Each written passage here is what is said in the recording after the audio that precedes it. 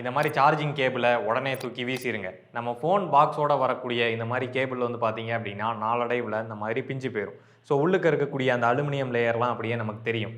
வெளியில் இருக்கக்கூடிய ரப்பர் தானே பிஞ்சிருக்கு, கேபிள் ஒர்க்காக தானே செய்யுது அப்படின்னு சொல்லி நிறைய பேர் அப்படியே பயன்படுத்திட்டு இருப்பீங்க. ஆனால் இதை சுற்றி வரக்கூடிய அந்த அலுமினியம் ஷீல்டிங் இருக்கு இல்லையா, இது நம்ம சார்ஜரில் இருக்கக்கூடிய நெகட்டிவோட போய் கனெக்ட் ஆகும். எப்படின்னு சொல்லி நான் உங்களுக்கு காட்டுறேன் பாருங்கள். ஸோ இந்த நெகட்டிவில் வந்து நம்ம மல்டிமீட்டரோட ஒரு ப்ரோபை வச்சுக்கலாம். அண்ட் இன்னொரு ப்ரோபை இந்த யூஎஸ்பியோட அவுட்டரில் வச்சோம் அப்படின்னா கண்டினியூட்டி வர்றதை பார்க்க முடியும். அண்ட் இந்த யூஎஸ்பியை நம்ம சார்ஜரில் கனெக்ட் பண்ணும்போது அது அதோட அவுட்டர் கேஸ் வழியாக உள்ளே இருக்கக்கூடிய காம்போனன்ட்ஸோட ஒரு நல்ல கான்டாக்டை ஏற்படுத்துதுன்னு சொல்லலாம். ஸோ வெளியில் அந்த கேபிளோட அவுட்டர் பாடிக்கும் உள்ள பாசிட்டிவ்க்கும் இடையில வைக்கும்போது இங்கே வேல்யூ காட்டுது. அதுக்கு அர்த்தம் என்னன்னா இது ஒரு காம்போனன்ட் மூலமாக பாசிட்டிவோட கனெக்ட் ஆகுது. ஸோ ஃபோன் சார்ஜ் ஆகிட்டு இருக்கக்கூடிய சமயத்திலேயோ இல்லை சார்ஜரில் ஏதோ ஃபால்ட் ஏற்படுது அப்படின்ற கண்டிஷன்லையோ இது வழியாக நமக்கு ஷாக் அடிக்கிறதுக்கு நிறைய வாய்ப்புகள் இருக்கு. இதுக்கு என்னதான் வழி அப்படின்னு சொல்லி கேட்டிங்கன்னா, பெட்டர் இந்த கேபிளை தூக்கி போட்டு வேற கேபிள் வாங்கிடுறது நல்லது. நிறைய பேருக்கு பிரச்சனை இருக்கும், கேபிளை மாற்றிட்டோம் அப்படின்னா ஃபாஸ்ட் சார்ஜிங் சப்போர்ட் பண்ணாது அப்படின்னு சொல்லிட்டு.